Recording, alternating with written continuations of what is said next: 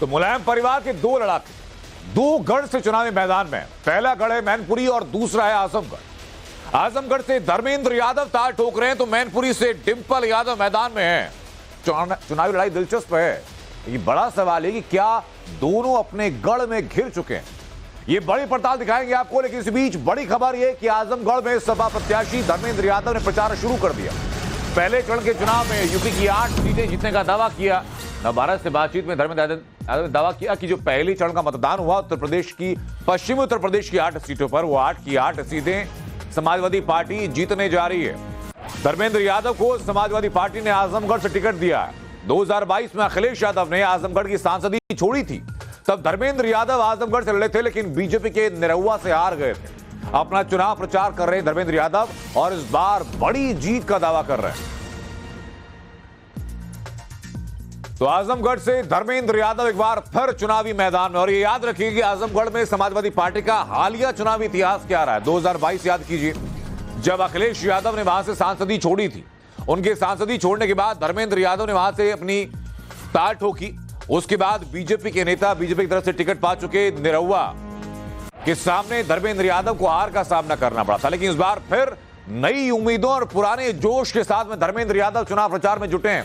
धर्मेंद्र यादव आजमगढ़ वो इलाका जहां दिवंगत नेताजी मुलायम सिंह यादव का बड़ा प्रभुत्व माना जाता है, और खास तौर पर एक बड़े वर्ग के बीच में, जिसमें कि यादव शामिल हैं, जिसमें मुस्लिम शामिल हैं। उन्हीं के नाम की दुहाई देते हुए और उन्हीं के नाम को आगे रखते हुए धर्मेंद्र यादव अपने कैंडिडेटर को सामने पब्लिक के रख रहे हैं। लेकिन अब जातीय समीकरणें वहां की क्या है, ये बहुत कुछ निर्भर करता है। पिछले सालों में, पिछले इतने वक्त के अंदर निरहुआ ने वहां पर कितना काम किया बतौर सांसद, ये बात लोगों के जहन में रहेगी। लेकिन जब टाइम्स नवभारत धर्मेंद्र यादव के साथ पहुंचा बातचीत करने के लिए, तो धर्मेंद्र यादव ने बड़ा दावा किया। और धर्मेंद्र यादव ने साफ कहा कि हालिया वक्त में संपन्न हुए लोकसभा चुनाव के पहले चरण में जो 8 सीटों पर चुनाव हुआ उत्तर प्रदेश में, वो 8 की 8 सीटें समाजवादी पार्टी जीतने जा रही है। आजमगढ़ के सियासी रंग को जीतने के लिए समाजवादी पार्टी ने पूरी ताकत झोंक दी है। जो समाजवादी पार्टी के प्रत्याशी हैं धर्मेंद्र यादव, वो डोर टू डोर जा रहे हैं, अपने कार्यकर्ताओं से मिल रहे हैं। जो शायद उनके कार्यक्रम में नहीं पहुंच पा रहे हैं, उनसे भी मिलने जा रहे हैं। इस वक्त भी देखिए एक ऐसे ही कार्यकर्ता के पास वो पहुंचे हैं जिनके पैर में फ्रैक्चर था, बावजूद इसके वो यहाँ पर आए, उनका कुशल क्षेम पूछा और इसके साथ ही जो आगे की जो बातें हैं वो उनके साथ साझा की। धर्मेंद्र जी, किस तरीके, चलिए अब चलते हैं हम लोग, किस तरीके से आप इस पूरे चुनाव प्रचार को देख रहे हैं, कार्यकर्ताओं के बीच में जहाँ तक चुनाव प्रचार तो हमारे यहाँ के पार्टी के नेताओं ने और आजमगढ़ के कार्यकर्ता साथियों ने संभाल लिया है। एक उम्मीदवार के तौर पे जो एक फिजिकल प्रेजेंस हो सकती है, उसको मैं करने की कोशिश कर रहा हूँ। और जहाँ कहीं भी जा रहा हूँ बड़ा सपोर्ट मिल रहा है। अच्छा, हर व्यक्ति के दिल में नेताजी को लेकर अलग अलग तरीके की कहानियाँ हैं, अनुभव हैं, लोग शेयर कर रहे हैं। राष्ट्रीय अध्यक्ष जी के साथ जो जुड़ाव, उनकी चर्चाएं हो रही हैं। और जहां इतनी सब चर्चाएं सुनने को मिल रही, वहीं जिम्मेदारियां भी बढ़ रही हैं। बिल्कुल एकदम गवई अंदाज आपका दिख रहा है। लाल टोपी है लेकिन साथ में गमछा भी है। इस लू से बचने के लिए गमछा बहुत जरूरी है। बहुत जरूरी है गमछा। लू बहुत चल रही है। चलिए कुछ और मुद्दों पर हम बात करेंगे, खासतौर से जिस तरीके से अखिलेश लगातार योगी आदित्यनाथ माफिया राज की बात करते हैं, उसको लेकर आप लोग का क्या रुख है? क्योंकि अब वो कह रहे हैं कि माफियाओं को अब हम मिट्टी भी नसीब नहीं होगी। देखिए, ये घमंड है और घमंड किसी का चला नहीं और इनका भी नहीं चलेगा। मैं पूछना चाहता हूँ योगी जी से, पेपर लीक करने वाले माफियाओं के लिए क्यों नहीं चल रहे हैं? जो भू माफिया भारतीय जनता पार्टी के लोग, उनके ऊपर ये बुलडोजर क्यों नहीं? मैनपुरी से जो उम्मीदवार है, बीजेपी के कैंडिडेट है जो लोकसभा के, पता करिएगा जाके, मैनपुरी जाने का मौका मिले कि पूरे मैनपुरी शहर और उसके आसपास की सारी जमीनें कब्जा किसने करवाई हैं। भू माफियाओं के सरगना बने हुए मैनपुरी के उम्मीदवार और योगी आदित्यनाथ जी के नाक के बाल बने हुए, वो उन पर कार्रवाई किस दिन होगी, ये मैं पूछना चाहता हूँ। बड़ा आरोप आप लगा रहे हैं। एक मंत्री भी है। हाँ, मंत्री है, मुझे जानकारी है। मैं बहुत होश हवास में बात कर रहा हूँ। मंत्री भी हैं, योगी जी के खास भी हैं, ये भी मुझे जानकारी है। लेकिन आप मैनपुरी के लोग भी जाके पूछिए, आप पूछिए क्या हो रहा है बनारस में। माफियाओं को स्कॉट दे रखी है कि नहीं दे रखी है? क्या बात करते हैं। मैनपुरी भी हमने देखा कि जो बीएसपी का कैंडिडेट था उसको बदल दिया अचानक। उसके पीछे क्या आपको समझ में क्या लॉजिक था उसका? देखिए, अब वो तो बीएसपी के लोग जाने क्या लॉजिक है, लेकिन मैं ये जानता हूँ मैनपुरी में कोई आए कोई जाए, बहुत आए बहुत गए। मैनपुरी जहाँ थी वहीं है। मैनपुरी समाजवादी मैनपुरी नेताजी की थी और मैनपुरी नेताजी और माननीय अखिलेश जी की ही रहेगी। कन्नौज के साथ ही वही है, आजमगढ़ के साथ से क्या कन्नौज से क्या अध्यक्ष जी लड़ेंगे? आपके अखिलेश जी लड़ेंगे यहाँ से? वो आदरणीय राष्ट्रीय अध्यक्ष जी का फैसला है। आप लोग क्या चाहते हैं? कन्नौज की जनता क्या चाहती है? हम तो चाहते थे वो आजमगढ़ ही लड़े। हाँ सच है, ये जी सच है। मैं चुनाव हारने के बाद में आजमगढ़ के लोगों बीच नहीं आया, क्योंकि मेरे दिल में एक तमन्ना थी कि आदरणीय राष्ट्रीय अध्यक्ष जी स्वयं आजमगढ़ लड़े। हम आज भी चाहते वो लड़े। ऐसा नहीं कि मेरी उम्मीदवारी घोषित होने की वजह से कोई चाहत बदल गई। और हम चाहते हैं हमारे राष्ट्रीय अध्यक्ष जी लड़ें और प्रदेश और देश की सबसे बड़ी जीत जीतें। कितनी सीटों की उम्मीद कर रहे हैं आप लोग पूरे यूपी में? क्योंकि बीजेपी ने तो मिशन 80 का जो टारगेट है वो सेट कर दिया है। तो 80 में से 8 तो कम हो गई पहली फेज में, जो आंकल वोट पड़ चुके हैं। आप पता करिए, जो बीजेपी के ट्रेडिशनल वोट थे वो या तो वोट डालने नहीं गए, और डाले हैं तो उन्होंने साइकिल के निशान पे डाला। उस बात के एक नहीं कई उदाहरण, कई आपके पास उसके एग्जाम्पल्स मौजूद होंगे। तो 8 तो पहले राउंड में कम हो गई और राउंड वाइज कम होती चली जाएंगी। वहीं बीजेपी प्रत्याशी निरुवा ने धर्मेंद्र यादव पर पलटवार किया। कहा कि इस बार आजमगढ़ से रण छोड़ पड़ेंगे धर्मेंद्र यादव। कहा कि वो तो अभी से कह रहे हैं कि यहां से अखिलेश को लड़ना चाहिए था। बीजेपी प्रत्याशी निरुवा से खास बातचीत के हमारे सहयोगी आशुतोष सिंह ने। सुनिए जरा कि धर्मेंद्र यादव के हर बयान को जवाब कैसे दे रहे निरुवा।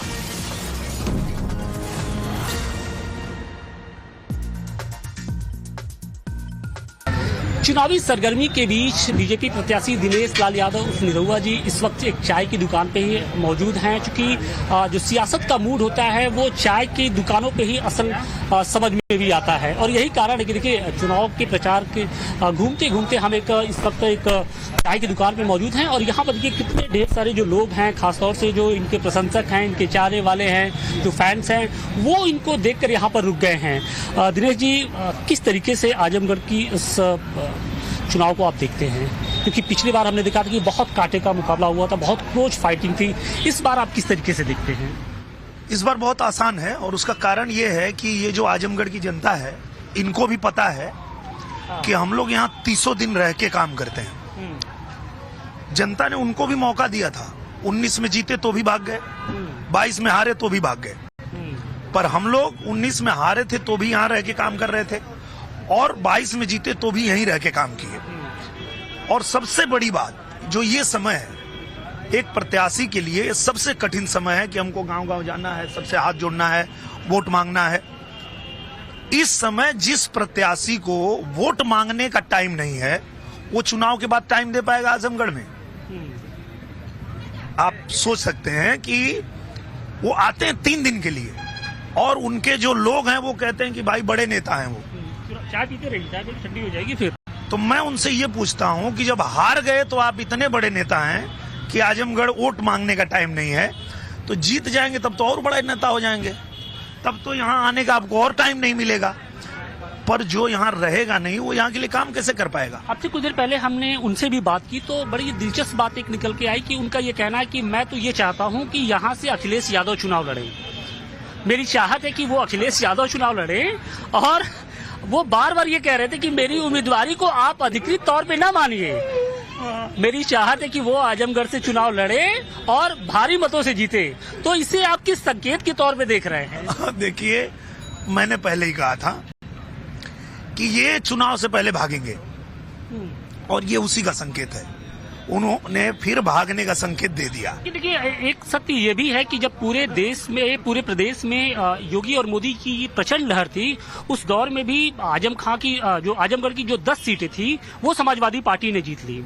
लोकसभा उपचुनाव में आप भले ही जीते हो, लेकिन जो वोट का परसेंटेज था, जो मार्जिन था, वो बेहद कम था। 2014 हम देखते हैं, 2019 देखते हैं, तो समाजवादी पार्टी को यहाँ से सपोर्ट मिला। तो हालात क्या बिल्कुल चेंज हैं या किस तरीके से आप देख रहे हैं ग्राउंड पे जब जा रहे हैं? तो क्योंकि कहा यह जाता है कि यादवों में सेन लगाने के लिए आपको आगे किया गया है।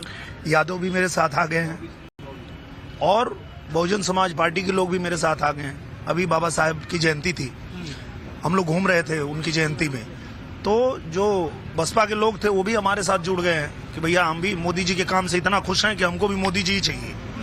जो यादव लोग हैं वो भी ये बात कह रहे हैं कि भैया हम अखिलेश यादव को और धर्मेंद्र यादव को तो नहीं ढूंढ पाएंगे, लेकिन 1.5 साल में हमारा कोई काम हुआ है तो हम आपके पास आए और अपना काम कराए हैं। तो ये यादव लोगों को भी पता है, चाहे वो बीडीसी हो, प्रधान हो, चाहे वो ब्लॉक प्रमुख हो, सब लोग मेरे साथ आ मतलब गए। अब हम ये कह सकते हैं कि यादव किसी एक पार्टी की बपौती नहीं रह गई है। नहीं रह गई है। आपने उस मिथक को तोड़ने का काम किया है। अगर मैं यहाँ रह के काम नहीं करता तो नहीं हो पाता, लेकिन जब मैं यहाँ रहा तो लोगों को भरोसा जगा कि हाँ भाई ये भी तो यादव है। टिकने वाला प्लेयर है, भागने वाला नहीं है। भागने वाला नहीं है। मैंने कहा था पूरी मुंबई यहीं उठा के लाऊंगा और ला दिया। यहीं शूटिंग होती है, जहाँ खेत में शूटिंग हो रही है वहीं मेरा ऑफिस लग जाता है। वहीं पे जो भी आया, माँ आई गई, कोई चाची आ गई, कोई भैया आ गए, उनका जो काम है तुरंत पत्र बन जाता है। पत्र बना के प्रधानमंत्री जी को भेजना है, मुख्यमंत्री जी को भेजना। आप सोचिए 1.5 साल में हम लोग आजमगढ़ रहे तब न कर पाए कि 12 करोड़ रुपए खाली गरीबों का इलाज कराया हमने। 12 करोड़ रुपए सोचिए। तो ये जब यहाँ रहेगा आदमी देखेगा कि भाई किसी को तकलीफ है, वो आया आपके पास बताया कि हम गरीब हैं और हमारा इलाज बच्चे का कराना है, 15 लाख रुपया चाहिए, हमारे पास नहीं है, तो वो हम भी नहीं दे पाते अगर हम यहाँ नहीं रहते। तो हमने पत्र लिखा, प्रधानमंत्री जी ने दे दिया, मुख्यमंत्री जी ने दे दिया, उनका इलाज हो गया।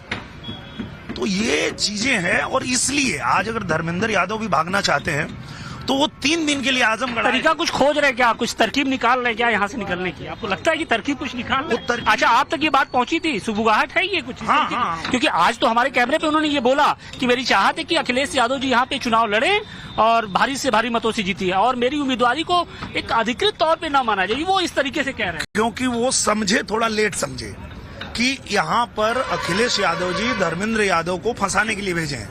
उन्होंने इसलिए भेजा कि इनका भी काम यही तमाम हो जाए और वो अपने आगे किसी को बढ़ने देना नहीं चाहते हैं। ये कारण है। धर्मेंद्र यादव एक बार हारे थे तो खुद आना चाहिए था लड़ने में। तो चैलेंज किया था कि आप आइए, आप ही से लड़ना है मुझे, तो आए नहीं, धर्मेंद्र यादव को भेजे। अब धर्मेंद्र यादव समझ गए, जब 3 दिन आए, घूमे, तो जनता का रुख देखा कि अरे ये तो सब लोग इसी के साथ है। सब लोग एक ही बात पूछ रहा है कि भैया आप तो हार के एक भी दिन दिखे नहीं, वो तो हारा तो भी यहीं था, जीता तो भी यहीं था और यहीं रहता है, यहीं काम करता है, तो आप फिर क्यों आए भैया? तो ये सवाल का वो जवाब नहीं दे पा रहे हैं, इसलिए वो समझ गए कि यहाँ से निकल लेने में भलाई है। तो निरहुआ और धर्मेंद्र यादव अपनी अपनी जीत का दावा कर रहे हैं, लेकिन आजमगढ़ में हवा किसकी बह रही है? जनता से बातचीत कर इसका जायजा लिया हमारे सहयोगी आशुतोष सिंह ने। सुनिए जरा आवाम की आवाज। क्या नाम है आपका? अमरजीत राजभर। राजौर भाई, कुछ है क्या हिसाब किताब दिख रहा है आजमगढ़ का? इस बार कमल खिल रहा है ना।